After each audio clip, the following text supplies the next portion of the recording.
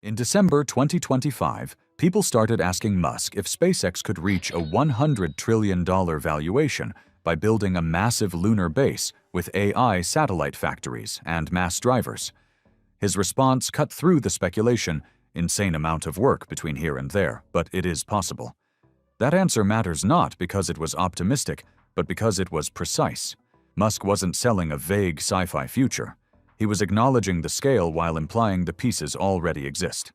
Rockets, robots. By energy manufacturing, this isn't a single breakthrough. It's a system. And when you see how those pieces connect, the idea stops sounding insane. It starts sounding engineered. A self-sustaining city on Mars doesn't run on rockets alone.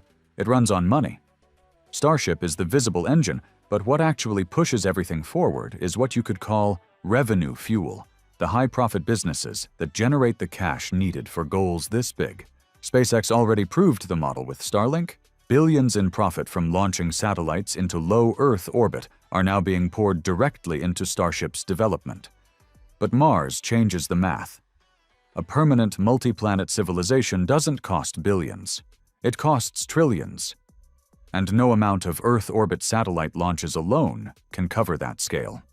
So SpaceX's business can't just grow, it has to evolve. Satellites won't just orbit Earth anymore. They'll become infrastructure in space itself. That's where Musk's next ambition comes in orbital data centers. Instead of warehouses on Earth, imagine a supercomputer in orbit, thousands, eventually millions of satellites linked together to run AI-stored data and process information non-stop. In space, power is constant, and cooling is effortless. No energy shortages, no heat limits. The result is cheaper, faster, massively scalable AI at a level Earth-based data centers struggle to reach. Inside SpaceX, this is seen as a new North Star. Musk believes this single sector could eventually reach a valuation of $100 trillion, not because of hype, but because data demand doesn't have a ceiling, and space removes many of the constraints that cap growth on Earth. But reaching that scale requires more than satellites. It requires industry beyond Earth. That's where the Moon enters the picture. Lunar factories would operate almost entirely autonomously, processing Moon soil into usable materials. Robotic smelters and 3D printers would turn regolith into solar cells, radiators, and structural panels, key components for satellites. At full-scale, production could reach up to 1 megaton per year of satellite mass production. And instead of launching finished satellites from Earth, the Moon does the heavy lifting. Mass drivers, essentially electromagnetic rail systems, would fling completed satellites directly into orbit. No chemical fuel, no massive rockets, just raw efficiency. Once this system is in place, deploying millions of satellites stops being an Earth-limited problem. Everything hinges on Starship. Starship isn't just a rocket, it's the backbone of the entire system, a space transport platform built for extreme launch frequency and ultra-low cost. Each flight can carry up to 200 tons to orbit, with Musk aiming for launches measured in hours. At that pace, Starship moves industrial scale, delivering millions of tons per year. This only works because Starship is fully and rapidly reusable. It's designed to fly land refuel and fly again with minimal downtime, collapsing launch costs to levels traditional rockets can't reach. The final piece is in-orbit refueling. By refilling after reaching space, Starship can carry massive payloads to the Moon, Mars, or deep orbit, turning it from a launcher into a true space logistics system. But before it can do all that, it has to practice. A lot. Starship will need to launch an unprecedented number of satellites, potentially up to 1 million into orbits between 500 and 2,000 kilometers. SpaceX has already filed with the FCC for permission to do exactly that. These satellites aren't just connectivity hardware. They're the early building blocks of orbital data centers. Musk estimates that every ton of satellite mass could deliver around 100 kilowatts of computing power. At a launch rate approaching 1 million tons per year, that translates into roughly 100 gigawatts of new AI compute, added annually, operating continuously with minimal maintenance, powered by the sun. To make this work at speed, SpaceX doesn't operate alone. The plan includes merging SpaceX with xAI, creating a vertically integrated system where rockets deploy hardware satellites, host AI, and models optimize the entire network in real time. It's one unified engine launch capability, computation, connectivity, and intelligence feeding into each other. At the same time, SpaceX is already validating the critical pieces through NASA's Artemis program. Starship's human landing system missions demonstrate the exact technologies this vision depends on, especially in-orbit refueling and precision lunar landings. Uncrewed missions targeting the Moon's south pole, where water ice is accessible, serve as real-world proof that the system works. Once that groundwork is laid, cargo missions begin. Starting around 2028, Starship flights would deliver Habitat's power systems, ISRU equipment, and thousands of Tesla Optimus robots. This deployment requires tight integration between SpaceX Tesla and xAI. xAI's Grok models handle high-level planning and decision-making, coordinating robot swarms across multiple sites. Tesla's AI training systems power Optimus on the surface. Optimus executes the hands-on work, manipulating tools, welding joints, operating excavators, and positioning solar panels.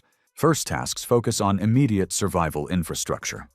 Robots prep landing sites, clear regolith, and establish crude power setups using solar arrays deployed directly from cargo bays. The landed Starships themselves serve double-duty instant storage depots and work shelters with hulls providing basic radiation protection while construction proceeds outside. Tesla's responsibility extends beyond robots. The company builds massive solar farms arrays stretching across Shackleton's Rim, where sunlight hits almost perpetually. These farms generate the megawatts needed to power base operations, AI factories, and eventually the electromagnetic mass drivers that launch satellites into orbit. While robots establish basic infrastructure, the real transformation begins converting Starships into permanent habitats. Each mission follows a 2 to 3 month cycle from landing to full conversion. The process starts mechanically. Robots tip Starship's hull horizontal, positioning it for integration into Moonbase Alpha's growing complex. Entry points get sealed. Then 3D printers deploy specialized machines that process lunar regolith, the fine, dusty soil covering the Moon, mixed with binding agents to create radiation shielding walls up to 2 meters thick. Inside the converted hull, Optimus robots install life support systems, hydroponics bays for growing food, and laboratories for research. Each Starship's massive internal volume, over 1,000 cubic meters of pressurized space, becomes a self-contained module. The propellant tanks, once emptied, convert into additional living quarters, storage, or workspace. Missions overlap deliberately. While Mission 1's Starship undergoes conversion, Mission 2 lands nearby. Robotic excavators dig pressurized tunnels connecting the modules, building redundancy into the system. By Mission 4 to 6, Moonbase Alpha has 4 to 6 interconnected modules, providing initial crew capacity for 20 to 30 people with backup systems if any module fails. September 2028 marks the transition from robotic construction to human presence. NASA's Artemis 3 mission lands astronauts at Moonbase Alpha using SpaceX's Starship HLS. This isn't just NASA's return to the Moon, it's validation that SpaceX can safely transport and land humans on another world. While habitat construction proceeds, factory infrastructure rises simultaneously. Foundations get poured using sintered regolith. Robotic smelters and 3D printers arrive in cargo missions. Assembly bays take shape. But the factories don't operate yet, they're waiting for one critical enabler. Lunar factories at Moonbase Alpha hinge on reliable high-output power. Solar arrays handle habitat operations and initial ISRU demonstrations. But industrial-scale manufacturing requires megawatts of continuous electricity. That's where NASA's nuclear reactors come in. NASA's Fission Surface Power Project targets 10 to 100 megawatt reactors.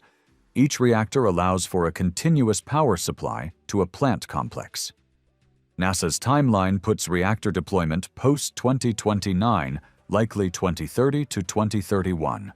That's when factory output shifts from prototype demonstrations to industrial production.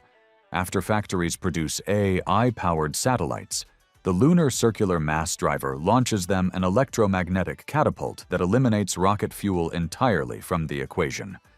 The concept dates back to the 1970s and 80s, when scientists proposed electromagnetic launch tracks as alternatives to chemical rockets.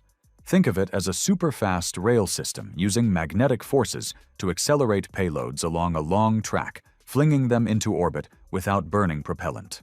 Why this works on the Moon: low gravity 1/6 of Earth's, and no atmosphere. On Earth, a projectile launched at orbital velocity would burn up from air friction before reaching space. The Moon has no air to create friction and requires much lower velocities to achieve orbit. Payloads accelerated by mass drivers avoid carrying propellant on board, sidestepping the tyranny of the rocket equation, where most of your fuel is spent lifting more fuel. Once built, a mass driver launches materials cheaply and continuously, up to 600,000 tons per year. That capacity makes it ideal for sending lunar-manufactured satellites into orbit on a massive scale. Musk sees this as revolutionary economics, using the Moon's endless solar energy, and local materials orbital deployment costs collapse to nearly zero per unit after initial construction. The proposed design is a lunar circular mass driver, a magnetic levitation train built inside a crater where natural walls help support the track structure. Picture a maglev cargo pod floating above the track without physical contact, pulled and pushed by precisely controlled magnetic forces. Silent, clean, and incredibly efficient, powered by the same solar farms feeding the factories. The pod loops around the crater track repeatedly, with magnets pulling it forward and pushing from behind. Each loop adds velocity. The acceleration is gradual but relentless.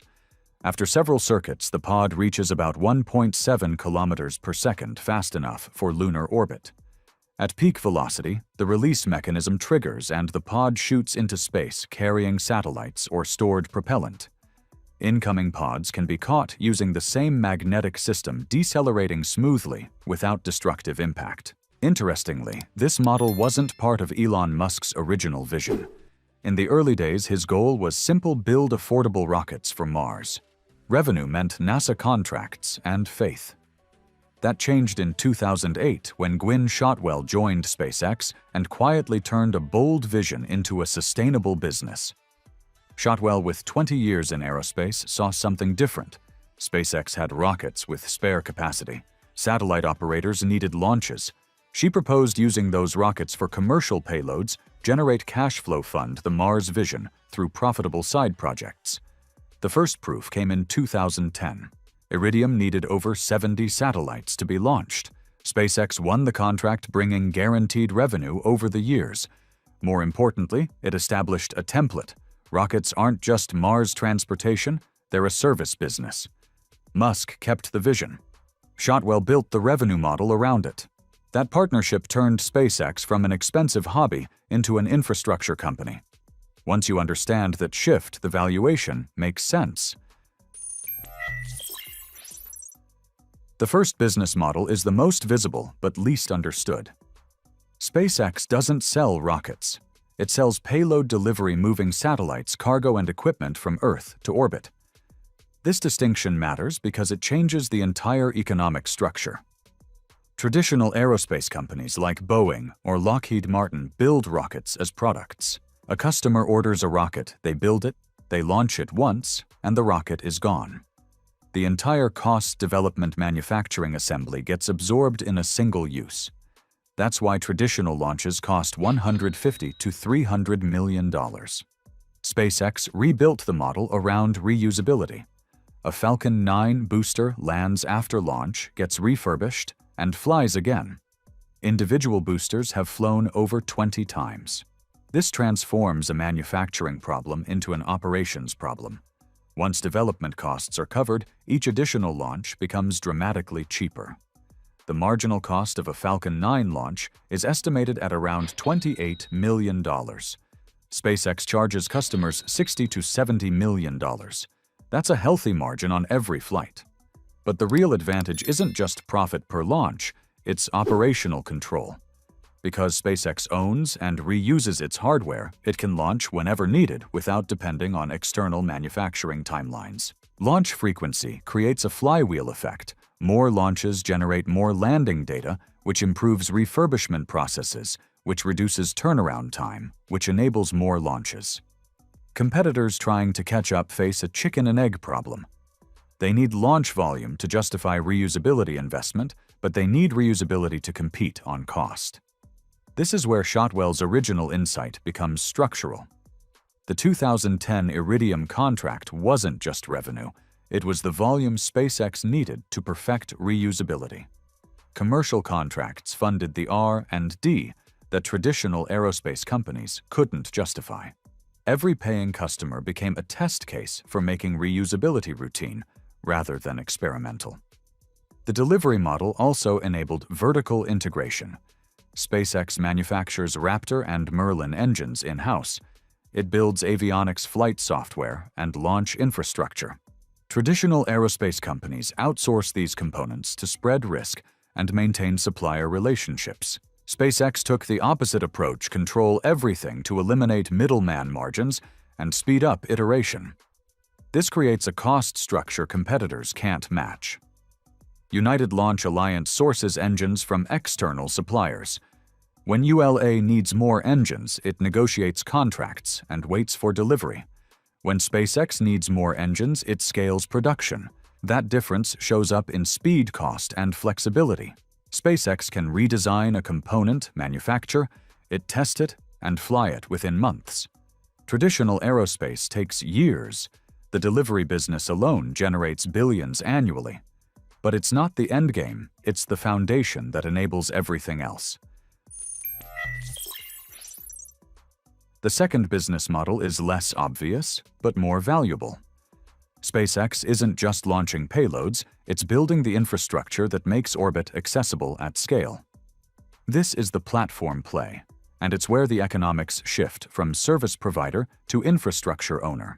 Reusability is the foundation, but the real leverage comes from what reusability enables: consistent high-frequency access to orbit at predictable costs. Traditional aerospace treats each launch as a custom project with unique risks and timelines. SpaceX treats launches as scheduled operations similar to how airlines treat flights. This standardization transforms space access from a bespoke service into a reliable infrastructure. That reliability creates platform effects. Researchers can plan experiments knowing launch costs and schedules. Satellite operators can build business models around predictable deployment. New space companies can enter markets that weren't economically viable before. Lower costs don't just make existing activities cheaper, they enable entirely new categories of activity. Consider what happens when launch costs drop from $3,000 per kilogram to $300 per kilogram. Suddenly, university research projects become feasible. Small nations can afford satellite programs. Commercial ventures can test manufacturing processes in microgravity. Each of these represents new platform users, entities that depend on SpaceX infrastructure to exist. This is infrastructure economics, not service economics. Infrastructure businesses derive value not just from transaction fees, but from the ecosystem they enable. Railroads didn't just profit from moving freight. They created land value industrial centers and economic activity that wouldn't exist otherwise. SpaceX is doing the same thing for orbit. The platform becomes more valuable as more users depend on it. Network effects kick in. SpaceX gains operational data from every launch, improving reliability and reducing costs.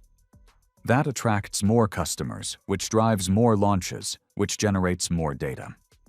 The cycle compounds. Starship amplifies this effect exponentially. The vehicle is designed for full reusability, both stages return and land with payload capacity exceeding 100 tons versus Falcon 9's 22 tons. If cost projections hold, Starship could reduce the price per kilogram to orbit from the current $2,000 to $3,000 range down to $10 to $20. That's not incremental improvement. That's a phase change in what's economically viable. At $10 per kilogram, you can afford to launch bulk materials. test platforms, experimental systems, and manufacturing equipment. Things that make no economic sense today. The constraint shifts from, can we afford to launch this, to, what should we build now that launch is cheap? The third business model is where Shotwell's 2008 insight reaches full-scale Starlink. This is the residual capacity concept applied to infrastructure. SpaceX builds rockets that can launch satellites. So SpaceX builds its own satellites, launches them using its own rockets, and creates a global internet service generating recurring subscription revenue. Starlink is now SpaceX's fastest-growing revenue stream.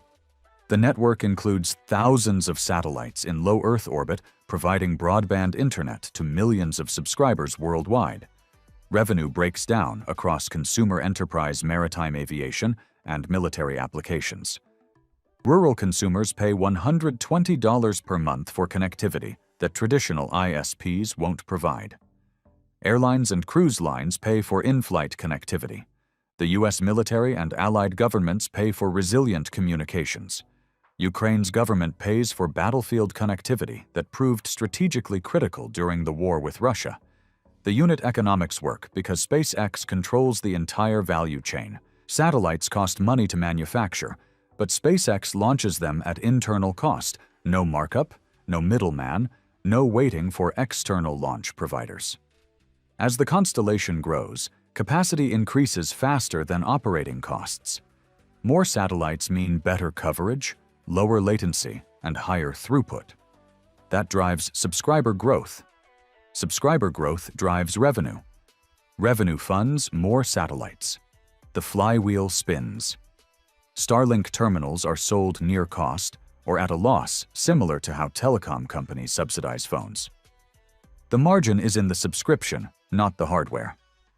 Average revenue per user varies by market, but the key metric is lifetime value versus customer acquisition cost.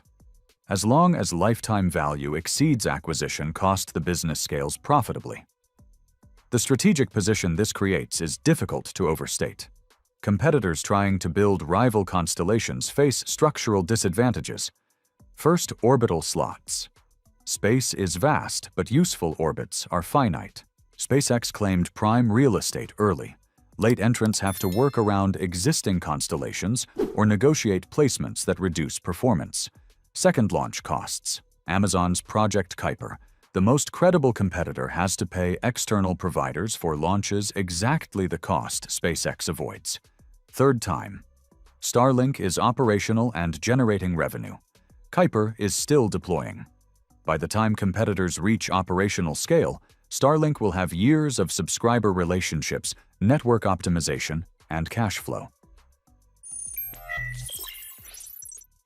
The brilliance of SpaceX's structure is how the three business models compound. They're not separate businesses, they're integrated components of a single economic engine. The delivery business generates cash flow and operational tempo. That cash funds R&D for reusability and vertical integration. Reusability reduces launch costs, which strengthens the delivery business margins and enables the platform business. The platform business standardized high-frequency access to orbit attracts new customers and use cases. More customers mean more launches. More launches generate more data and economies of scale. That improves both delivery margins and platform reliability. The telecom business uses the platform infrastructure to deploy Starlink satellites at costs competitors can't match. Starlink generates recurring revenue that's more predictable and scalable than project-based launch contracts. That revenue funds Starship development, which will reduce costs even further across all three models. Each model feeds the others. Delivery funds platform development. The platform enables telecom deployment. Telecom funds next-generation delivery systems. The cycle compounds. This is what traditional aerospace companies miss. They optimize each business line separately. SpaceX optimizes the entire system as one integrated structure. That integration creates advantages no single model competitor can replicate. Do you know why NASA's Space Launch System flies less often than any other rocket in NASA's fleet? Cost is part of the answer, But it's not the limiting factor most people think it is. The bigger bottleneck is reliability, or more precisely, how hard reliability becomes when your rocket depends on one of the most difficult fuels ever used. On February 3rd, NASA halted a critical fueling test for the Artemis II SLS after sensors detected a spike in liquid hydrogen leakage. The problem wasn't deep inside the rocket. It was right at the interface where the rocket connects to the launch platform at Kennedy Space Center. Once again, that single issue was enough to stop everything. The result, another delay with the launch now pushed to no earlier than March. If this feels familiar, it should. During Artemis 1 3 years ago, SLS ran into hydrogen leaks in the exact same location during its wet dress rehearsal. Those leaks didn't just cause a short delay, they forced 3 full rollbacks to the vehicle assembly building over 6 months before the rocket finally launched.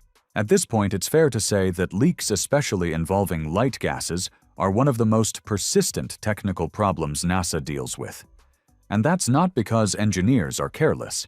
It's because hydrogen is uniquely unforgiving. In aerospace, hydrogen is often described as a fussy fuel, and that's not an exaggeration. Its physical properties work against you at every step.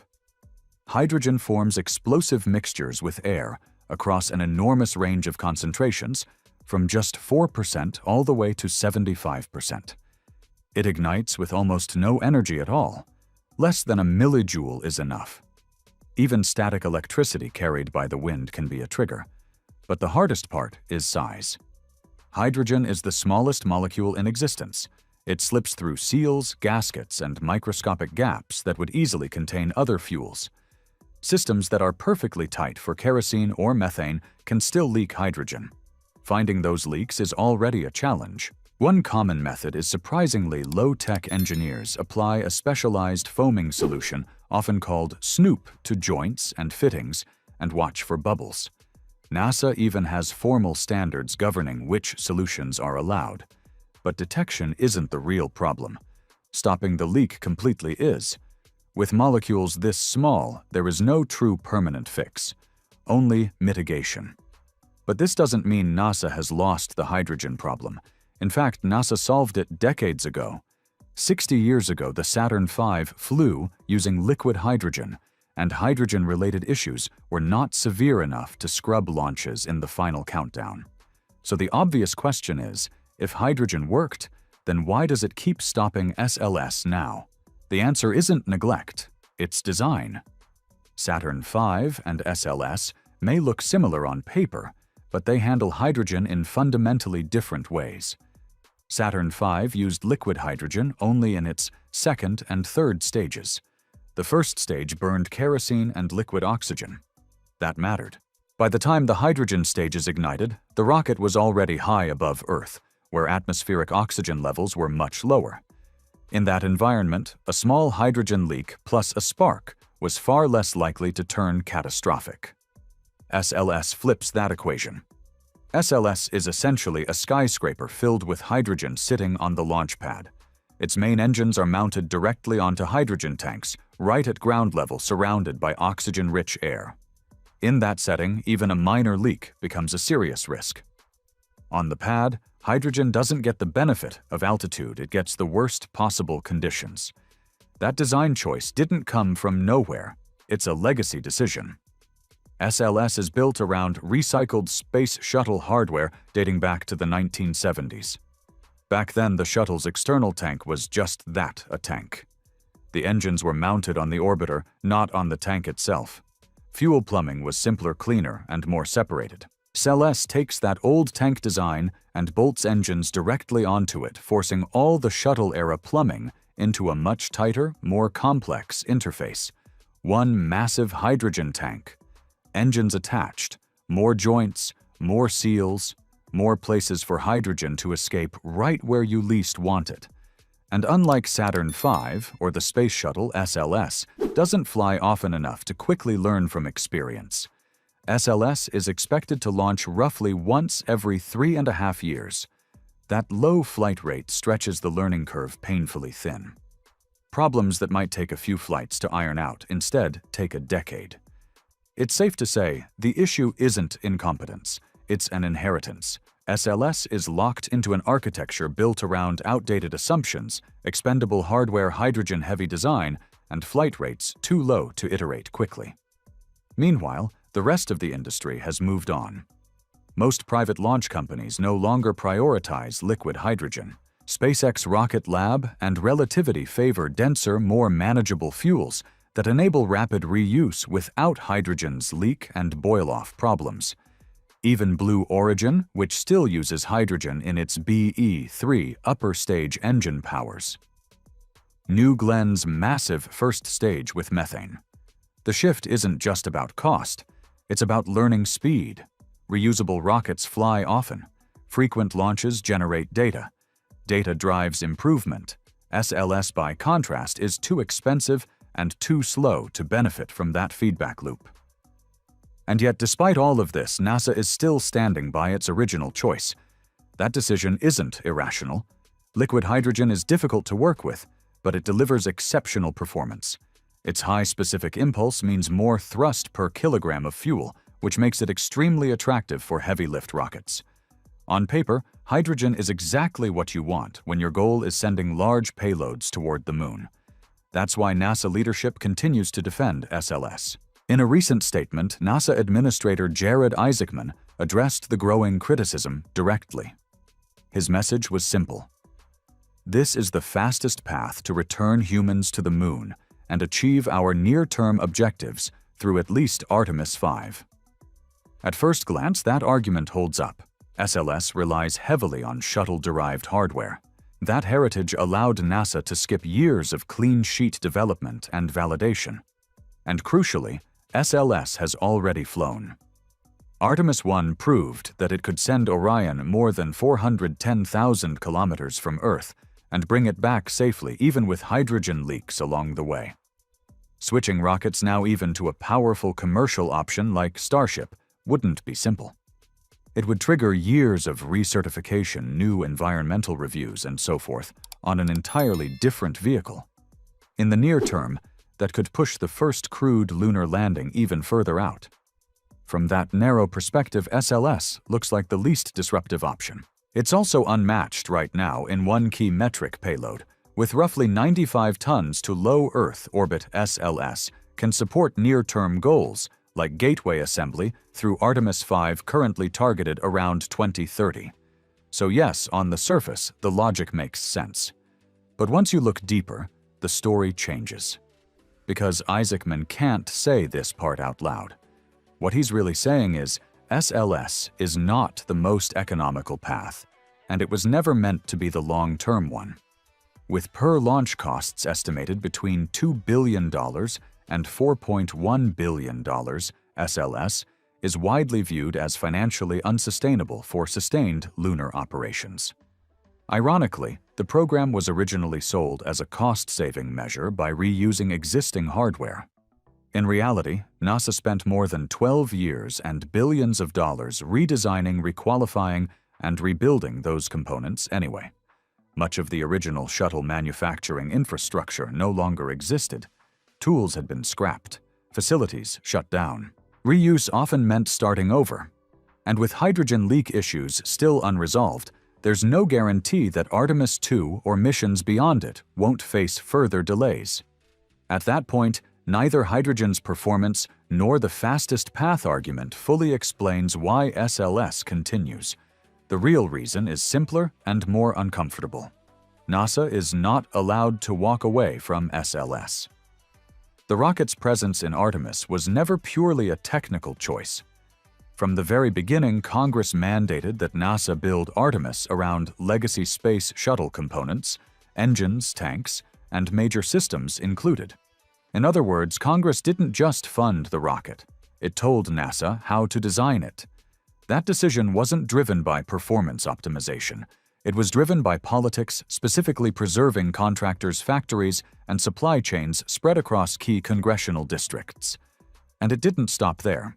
2 years ago, Congress went a step further and required NASA to seek additional customers for SLS beyond government missions. The goal was to prove the rocket's value. In practice, that requirement borders on surreal. SLS is too expensive and too slow for most commercial users. Russia and China are off the table due to sanctions and budget realities. Suggestions to sell SLS launches to India or the European Union fall apart once cost enters the conversation. Both would almost certainly choose SpaceX instead.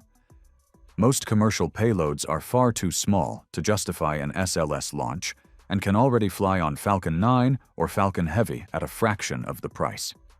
Any non-government customer would need massive subsidies just to make the numbers work. At that point, the motivation becomes clear. This isn't about market demand or technical superiority. It's about sunk costs and jobs. Once billions have been spent and thousands of livelihoods are tied to a program, walking away becomes politically impossible, even if it would save money in the long run. As you know, recovery is not about optics or public spectacle. It is about crew health, operational risk, and spacecraft safety during the most vulnerable moments after re-entry. Astronauts endure intense heat loads and high G-forces on the way down. Even on nominal missions, crews can experience dizziness, dehydration, disorientation, or minor injuries caused by re-entry stress and landing shock. In off-nominal cases, those effects can escalate quickly. The faster a capsule is stabilized, lifted out of the water and opened, the faster medical teams can assess the crew and intervene if necessary. Minutes matter. Not because problems are common, but because when they occur, delays compound risk. There is historical precedent for this concern. High-G ballistic re-entries on Soyuz missions have left astronauts requiring stretchers and immediate hospitalization after landing. The difference between rapid extraction and prolonged waiting inside a sealed capsule can be the difference between discomfort and genuine medical danger. Capsule safety also matters. While floating in the ocean, spacecraft remain exposed to waves, corrosion, and residual propellant vapors that can be toxic or flammable. Securing the vehicle quickly reduces the chance of damage to the capsule, the crew, and the recovery team. The contrast between Crew Dragon and Orion becomes clearest when you examine their recovery timelines step by step. Crew Dragon is designed to land upright and remain stable almost immediately. Within minutes of splashdown, fast boats from SpaceX's recovery ship reach the capsule and secure it with lines. These initial stabilization steps typically take 5 to 10 minutes. Orion follows a more cautious sequence. Navy divers deploy first, performing external checks and attaching tracking beacons. This initial setup alone can take 10 to 20 minutes, reflecting the higher energy nature of lunar returns and the conservative safety posture NASA applies after deep space missions. Once initial safing begins, the difference becomes structural. SpaceX conducts rapid hazard checks for propellant leaks or abnormal conditions, then uses a crane to lift Dragon directly onto the dry deck of its recovery ship. There is no towing phase. There is no intermediate holding procedure. Within 20 to 30 minutes of splashdown, Dragon is already out of the water. Orion cannot be handled that way. Instead, it must be slowly towed alongside a large Navy vessel. The ship then floods its well deck, essentially creating a controlled seawater garage, so Orion can float inside. This process alone can take 30 to 45 minutes, and that is before crew extraction begins. Crew access follows the same pattern. On Dragon, once the capsule is on deck, recovery teams open the hatch within minutes. Astronauts step directly onto the ship's deck, where medical teams are already waiting. Helicopters stand by if evacuation to shore is needed. On Orion, crew members exit onto inflatable rafts while still in the water.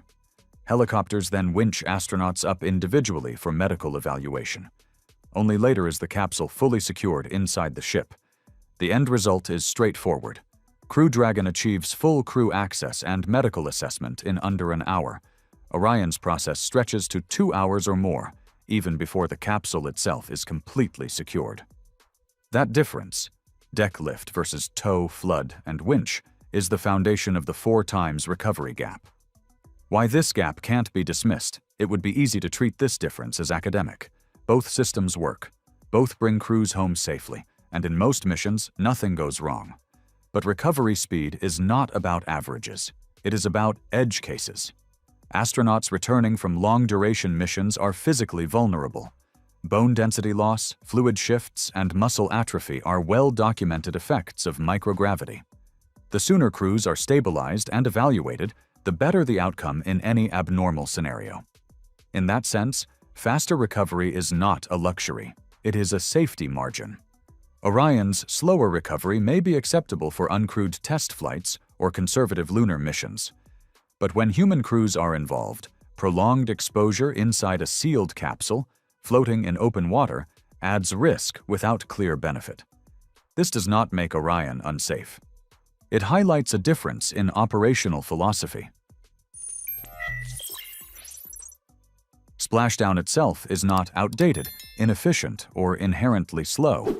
In the 1960s, water landings were adopted because they absorb impact energy far better than solid ground, reducing the risk of injury or explosion. Nearly every Apollo mission ended with a splashdown in the Pacific, followed by swift recovery by U.S. Navy aircraft carriers. That legacy continues today. NASA still relies on splashdowns for SpaceX's Dragon missions, and Orion uses the same fundamental method. The inefficiency, then, is not due to lack of experience or technological ignorance. NASA has executed splashdown recoveries for over half a century. The difference lies not in how capsules land, but in how recovery systems are designed around that landing. SpaceX's advantage begins with where Dragon lands. Crew Dragon splashdowns are carefully planned close to shore, typically off the coasts of Florida or California, at distances ranging from 20 to 200 nautical miles. This shortens transit times while keeping debris zones safely offshore. Orion's Artemis 1 mission followed a very different profile. Originally planned to land closer to San Diego, weather conditions pushed the splashdown zone much farther south, roughly 300 to 550 kilometers offshore. The decision made sense operationally, providing calmer seas and compatibility with large Navy vessels, but it came at the cost of longer recovery timelines. SpaceX's recovery fleet reinforces this difference. Dragon is recovered by small, purpose-built ships converted from offshore support vessels. These ships carry compact teams focused on a single task, recovering Dragon as quickly and safely as possible. Orion relies on large U.S. Navy ships. These vessels are impressive and capable, but they are multi-role platforms governed by military procedures designed for flexibility, not speed. Every step is layered with redundancy, approvals, and safeguards. SpaceX simplifies the physical process itself. Dragon is lifted directly onto an open deck. There is no towing phase, no flooded well deck, and no prolonged on-water handling. Once on deck, crew extraction follows almost immediately. This is not accidental. SpaceX treats recovery as a continuation of the mission, not a ceremonial finale. If you were on board, which would you rather have after splashdown? The fastest possible crew recovery or the most conservative step-by-step approach? Let me know what you think in the comments. And if this kind of evidence-based breakdown is useful, a like and a subscription really help support more deep dives like this. Orion's slower recovery is not the result of poor engineering. It is the result of deliberate design choices made for extreme missions. At splashdown, Orion weighs over 26,000 pounds, significantly more than Crew Dragon. Its larger diameter requires wide well decks for secure handling in rough seas. Orion is also designed for deep space returns. Lunar re-entry velocities approach 25,000 miles per hour, compared to Dragon's roughly 17,000 miles per hour from low Earth orbit. That difference generates higher thermal loads and structural stress, requiring cautious post-landing inspections. NASA also plans for contamination risks. Lunar dust, residual heat, and propellant venting all demand controlled procedures before full crew access. These factors explain Orion's complexity. They justify caution, but they do not automatically justify slower crew access after splashdown. Once the capsule is floating safely in the ocean, the priority should shift to stabilizing the crew as quickly as possible. In that phase, Dragon's streamlined system offers a clear advantage. Ultimately, this is not a story about right versus wrong. SpaceX and NASA are optimizing for different outcomes. Dragon is built for high-cadence, repeatable missions to low Earth orbit. Its recovery system reflects that reality. Fast, efficient, and tightly integrated with medical response. Orion is built for infrequent, high-risk missions beyond Earth orbit. Its recovery system reflects institutional conservatism shaped by decades of hard lessons. Both approaches are rational, but they produce different results. When measured purely on crew recovery speed, Dragon's system is demonstrably superior. It delivers faster medical access, lower post-landing exposure, and simpler operations. The 4x gap is not a fluke. It is the consequence of design philosophy. And as human spaceflight moves toward higher cadence and broader participation, recovery speed will matter more, not less.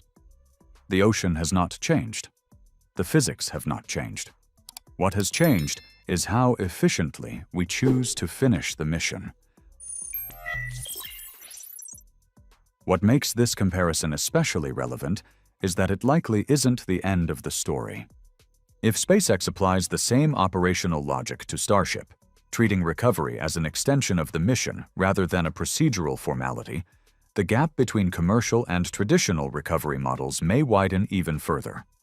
SpaceX's Starship is designed to compress recovery timelines even further than Crew Dragon by eliminating ocean landings altogether. Instead of splashing down and waiting for ships, cranes, and divers, Starship is intended to return directly to land, where crew access can begin almost immediately. Using its Raptor engines, Starship performs a controlled landing burn and final flip maneuver to touch down precisely on a launch pad or be captured by a tower. Tests, such as the successful booster catch during Flight 5, have shown that this approach is no longer theoretical. By landing on infrastructure already equipped for operations, Starship avoids the delays and hazards associated with water recovery. In this model, crew egress is straightforward. Astronauts would exit via stairs or elevators directly onto solid ground where medical teams are already in place. There is no need for capsule stabilization, towing, or lifting from the ocean. Recovery becomes a matter of minutes, not hours, turning landing and crew access into a single, continuous operation.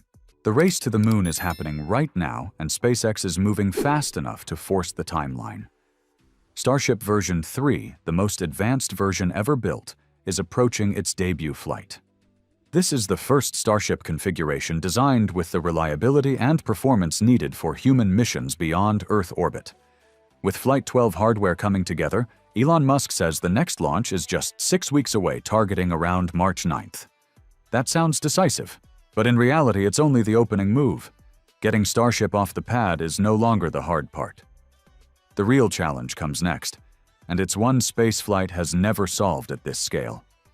Orbital refueling. Unlike Apollo's Saturn V, which launched once and went straight to the moon, Starship is too large to fly a lunar mission in a single shot. That size is intentional. Starship isn't built for short visits. It's designed to haul hundreds of tons of cargo equipment and infrastructure for a sustained human presence on the moon. But that ambition comes at a cost.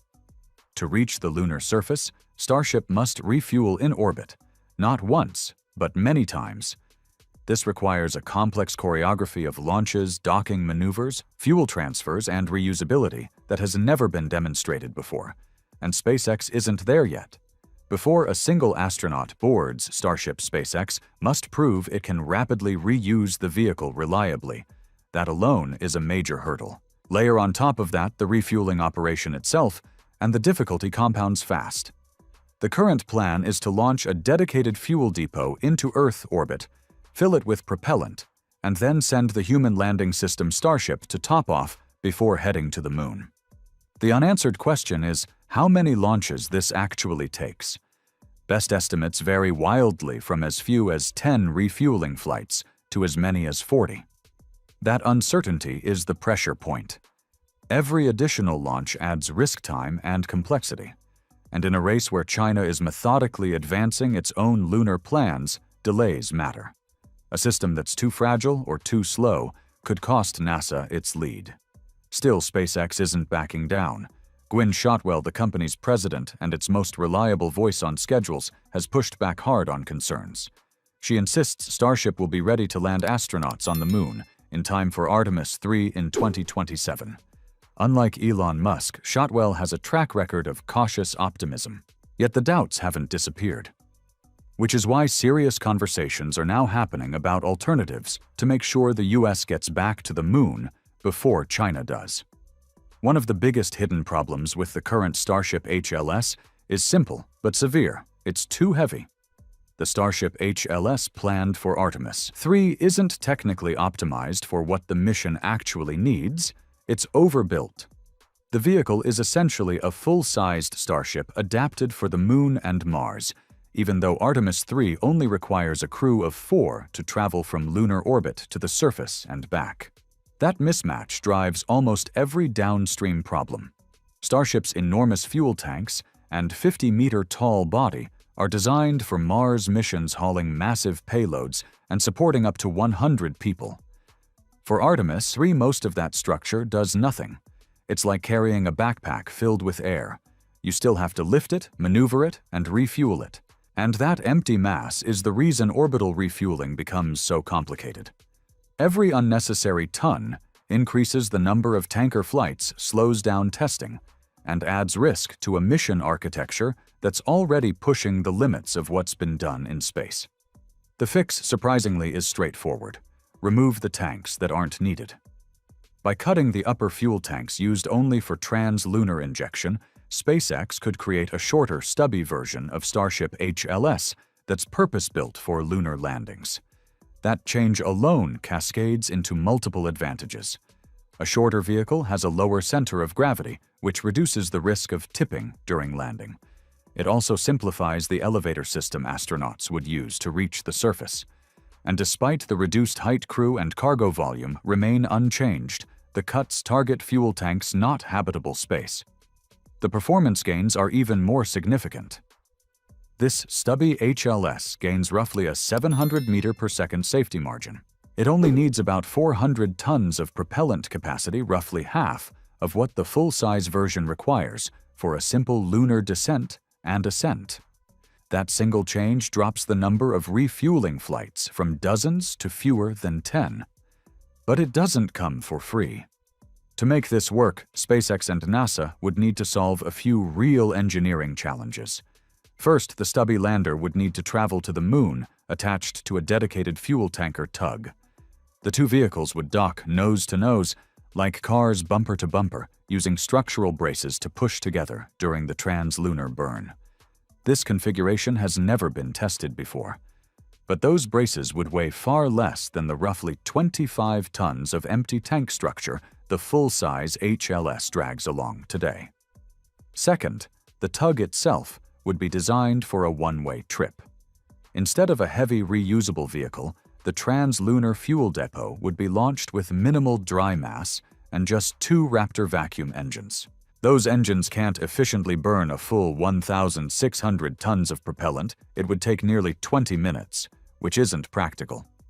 The workaround is to launch the tug light with under 600 tons of fuel. Its booster would be expended to safely reach orbit, providing most of the required energy. From there, the 2 vacuum Raptors handle all future refueling operations efficiently. Other proposals push the optimization even further. We could minimize the mass of the HLS cabin beyond what's shown in public simulations. The renders show wide open spaces, private rooms, and even something close to a hotel layout. That's not what Artemis 3 needs. This mission requires seats, airlocks, EVA suits, and life support for 2 astronauts for about a week. That's it. Think cramped submarine, not cruise ship. Comfort can come later. For early exploration, every kilogram spent on luxury is a kilogram that has to be lifted, refueled, and managed. Another option is even more radical, but potentially faster. Instead of insisting on full reusability from day one, SpaceX could build a simplified, single-use version of Starship for early lunar missions. An expendable Starship wouldn't need flaps, heat shield tiles, header tanks, or many of the complex control systems required for atmospheric re-entry. Stripping those out cuts mass shortens development time and reduces failure points. Less weight also means increased payload capacity. If we apply this to tankers, this can possibly cut tanker launches by up to 50%. That translates directly into faster testing, faster readiness, and earlier missions, while SpaceX continues refining full reusability in parallel. Then there's a different bottleneck entirely: crew delivery. Right now, NASA's timeline depends heavily on Orion and SLS, both expensive, slow, and schedule-constrained. A simpler operational fix already exists. Launch astronauts on Crew Dragon. Crew Dragon is proven human-rated and reliable. Astronauts could launch to Earth orbit aboard Dragon, transfer to Starship HLS, and head to the Moon from there. Some concepts go even further, mixing systems entirely. One best of both worlds idea pairs SpaceX's lifting power with Blue Origin's lander. In this scenario, a Super Heavy booster launches a stacked vehicle, an expendable Starship upper stage topped with Centaur 5 engines, NASA's dependable RL-10s carrying Blue Moon. Super Heavy boosts the stack to orbit, then separates. The expendable Starship and Centaur engines fire once to push Blue Moon directly to lunar orbit, skipping orbital refueling altogether. No tanker fleet, no waiting game. And finally, there's the most controversial idea of all. Cut out the middle.